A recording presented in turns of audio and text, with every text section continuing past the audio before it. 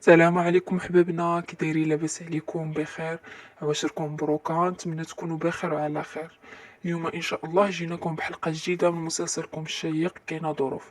اليوم ان شاء الله غنشاركوا معكم حلقه 19 من مسلسلكم كاينه ظروف.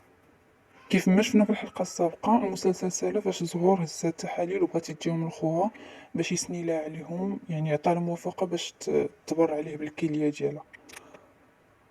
ولكن خوها ما غاديش يبغي يسني لها على الورق، ولا ما سناش لها على الورق ما يمكنش هي تصبر عليه بالعمل بالكليه ديالها عفوا. وزين اللي غادي يسيق الخبر غادي يحاول يجي عند زهور ويقول لها بلي انه كيبغيها واللي ما غيتخلاش عليها واخا الام ديالو ما بغاتش، وغادي يخاف عليها وغادي يقول لها بلي هو كيبغيها وبلي هما يلا بغاو يبداو حياتهم.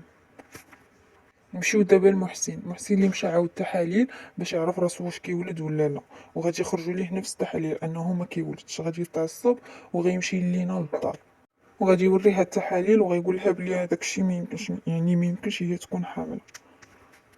غادي يشك فيها وغيقول لها قولي لي مع من حامله، يعني انا ما يمكنش تكوني حامله مني. ورانيا غادي تكون دايزه بالصدفه وغادي تسمعهم فاش يكونوا تيهضروا، وغادي يقول لها، غيقول المحسن لينا غيقول لها بلي تا رانيا ماشي بنته. هادشي اللي غادي يخلي رانيا تعصب، وغادي يديها محسن للمستشفى. وغادي رانيا ملي هادي عفوا نادية ملي غتسيق الخبر غادي تجي تجري للمستشفى وغتقول ليه بلي انت السبب اللي ما قابلتيش ليا بنتي. غيقول لها هادي اصلا ماشي بنتي، بنت من. يعني غيبداو يتغوطوا في المستشفى. وهو فعلا دابا ما كيولدش، ولكن قبل كان كيولد، يعني رانيا بنته. هادشي اللي غادي يخلي، اللي غادي يعاون نادية باش انها تاخد بنتها رانيا. يعني هادشي كله غيكون هو الخطة ديال نادية اللي غادي تكون تعاونات مع راجل اختها، وهو اللي غيكون بدل ليه التحاليل باش انه يتأكد انه ما كيولدش.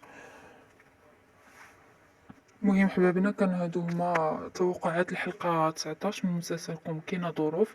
نتمنى يكونوا عجبوكم، وان شاء الله نتلاقاو في فيديو جديد.